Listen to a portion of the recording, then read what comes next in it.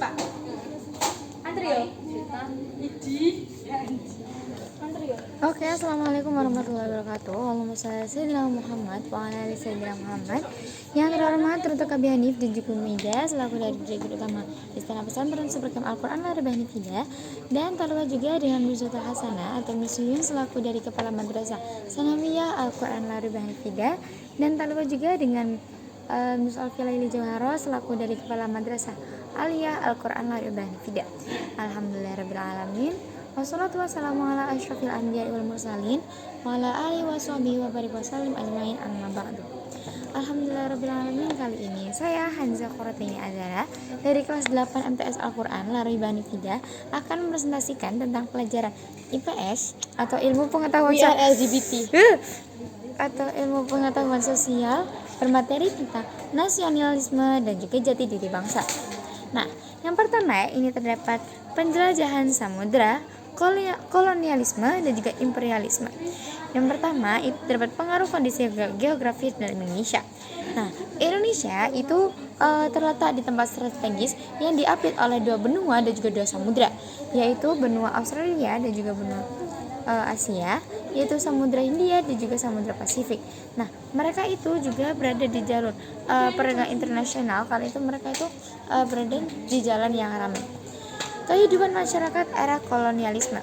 Pada saat itu terjadi perubahan kehidupan masyarakat dari budaya, sosial, ekonomi, politik dan juga yang lainnya, dan lingkungannya. Nah, perubahan masyarakat yang ketiga itu terdapat perubahan masyarakat akibat penjajahan. Pada saat dijajah oleh Barat itu selama 3,5 abad, walaupun asli tidak selama itu, hanya sekitar 280 tahun itu dia itu sudah keadaannya itu sudah buruk. Nah, pada saat Jepang sudah menjanjikan kebaikan pada Indonesia, tetapi malah Jepang mengingkari itu dan malah ternyata menjajah Indonesia. Dan setelah Barat itu lebih buruk, ternyata Jepang itu lebih buruk lagi daripada Barat. Nah, yang kedua terdapat pergerakan kebangsaan menuju kemerdekaan. Yang pertama itu terdapat perkembangan organisasi era penjajahan. Nah, kok bisa ada organisasi yang berkembang pada saat penjajahan? Karena munculnya karena munculnya atas cita-cita yang sama, yaitu untuk memerdekakan negeri kita, negeri Indonesia. Yang contohnya itu seperti Budi Utomo, Serikat Dagang Islam dan juga Perhimpunan Indonesia. Yang kedua terdapat proses kemerdekaan Indonesia. Yang pertama itu karena terjadinya BPUPKI yang terjadi pada 29 April 1945, dan yang kedua itu terjadi peristiwa Rengas Dengklok di Rengas Dengklok, Jawa Tengah, yaitu pada tanggal 16 Agustus 1945, dan juga pembacaan teks Undang-Undang Dasar 1945 atau proklamasi pada tanggal 17 Agustus 1945, dan juga pengesahannya itu pada tanggal 18 sampai 19 1945.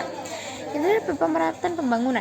Nah, kondisi geografis dan juga pemerataan ekonomi itu karena Indonesia termasuk negara kepulauan.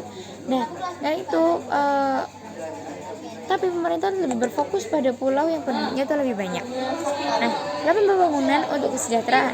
Nah, contoh lembaga keuangan yang dibangun untuk kesejahteraan itu seperti lembaga kreditan rakyat untuk mengurus kredit gitulah, pokoknya umum kredit, bank wakaf mikro untuk mengawal wakafnya, dan juga koperasi simpan pinjam yaitu untuk melakukan simpan pinjam dan juga yang lain-lain. Nah, terdapat manfaat lembaga keuangan. Contohnya manfaatnya itu seperti penyalur dana, pengalih aset keuntungan, penyedia uang tunai dan juga mempermudah transaksi. Yang terakhir itu terdapat konflik dan juga integrasi yang terjadi dalam negeri kita.